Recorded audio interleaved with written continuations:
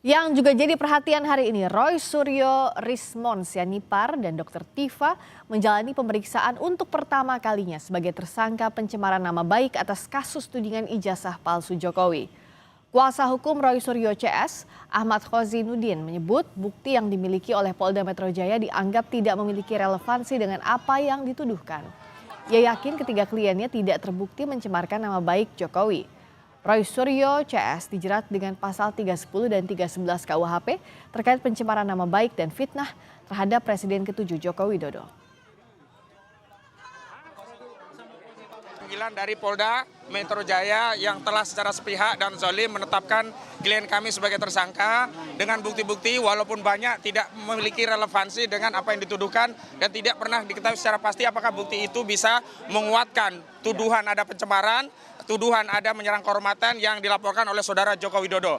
Walaupun ada 700 bukti, ada 130 saksi dan 22 ahli, itu semuanya versi penyidik. Kalau tidak ada relevansinya maka tidak bernilai. Roy Suryo CS membawa bukti dalam pemeriksaan perdana sebagai tersangka kasus tudingan ijazah palsu Jokowi di Polda Metro Jaya. Bukti ini akan diadu dengan bukti yang dimiliki penyidik Polda Metro Jaya terkait pasal yang dijeratnya. Sebelum diperiksa, Roy Suryo yang sudah berstatus sebagai tersangka pencemaran nama baik malah terus menyinggung dugaan ijazah palsu milik Wapres Gibran.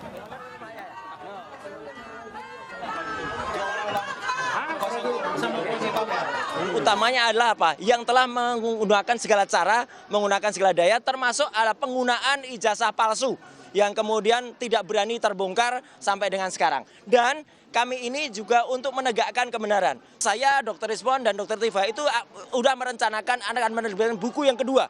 Buku yang kedua judulnya ada Gibran Black Paper. Dan itu terbukti dengan saya pulang minggu yang lalu dari Sydney dan membuktikan bahwa Gibran memang tidak punya ijazah SMA. Ya, SMA-nya tidak hanya SMA luar negeri, tapi bahkan kalau diserahkan dalam negeri. Dan ini yang semakin buat panik dan kemudian justru ini adalah langkah kita untuk semakin menegakkan kebenaran.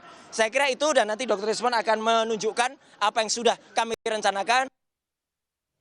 Soal hasil pemeriksaan perdana terhadap Roy Suryo dan kawan-kawan sebagai tersangka pencemaran nama baik di balik kasus tudingan ijazah palsu Jokowi ini kita akan tanyakan kepada jurnalis Kompas TV Fedriska Ananda dan Ganiar Febrian yang melaporkan langsung dari Mapolda Metro Jaya. Saya melihat di belakang Anda tampaknya akan ada persiapan konferensi pers, betulkah ini berkaitan langsung dengan pemeriksaan Roy? Lalu untuk konfirmasi lagi soal penahanan, apakah ada kemungkinan penahanan terhadap Roy Suryo dan kawan-kawan soal kasus ini, Rizka? Ya, Tifal, terkait dengan rencana konferensi pers yang akan dilakukan ini, kami belum mendapatkan informasi ini sebetulnya terkait apa. Apakah ini terkait dengan pemeriksaan Roy Suryo dan juga kawan-kawan ataupun mengenai dengan isu-isu lain.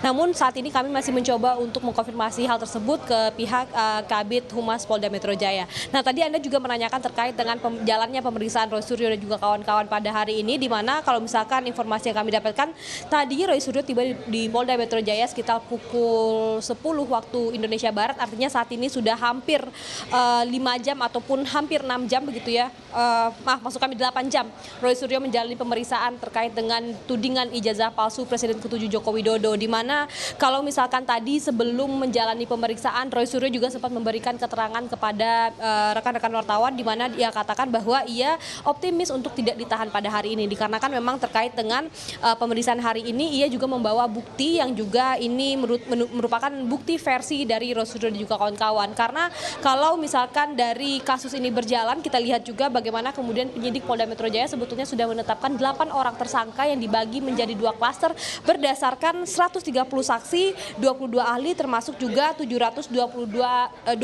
barang bukti yang kemudian akhirnya menetapkan Roy Suryo dan juga kawan-kawan untuk menjadi tersangka. Nah, apakah hari ini Roy Suryo akan ditahan oleh penyidik Polda Metro Jaya? Kami juga masih menanti terkait hal tersebut. Namun kalau misalkan kemarin kita juga ketahui bahwa dari salah seorang pelapor terkait dengan tudingan ijazah palsu Presiden Jokowi, yakni Ade Darmawan, yang mengatakan bahwa ia memohon kepada Polda Metro Jaya untuk segera melakukan penahanan terhadap Roy Suryo. Namun hal ini tidak bisa serta-merta dilakukan karena ini mengacu pada pasal 19 ayat 2 KUHP yang mengatakan bahwa penangkapan ataupun penahanan paksa ini dapat dilakukan apabila yang tersebut mangkir 2 kali. Jadi artinya pada hari ini Roy Suryo dapat kooperatif. Kita akan melihat bagaimana kemudian hasil pemeriksaan hari ini nanti. Tifal. Tapi sesungguhnya di awal mungkin saat Anda berbincang mungkin dengan penasihat hukum Roy Suryo dan kawan-kawan, sesiap apa kalau membaca potensi ada penahanan itu, dan adakah peluang dari tim Roy Suryo Charity ini melakukan pra-peradilan?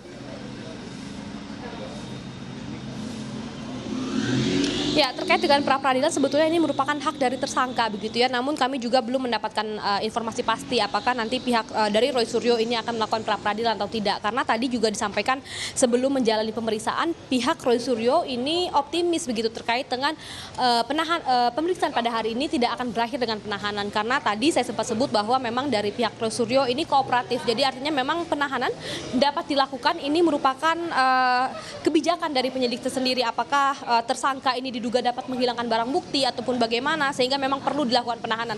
Namun jika memang tersangka ini dinilai kooperatif dan juga memenuhi panggilan polisi seperti yang dilakukan oleh Roy Suryo pada hari ini, mungkin tampaknya tidak perlu dilakukan penahanan. Jadi terkait dengan penahanan sebetulnya ini adalah ranah dari penyidik, kebijakan dari penyidik, bagaimana kemudian pertimbangannya nanti kita juga akan lihat hari ini. Apakah hari ini Roy Suryo setelah ditetapkan sebagai tersangka dan mengalami menjalani pemeriksaan perdana, apakah akan langsung ditahan atau tidak, kita juga masih menanti. Tifal.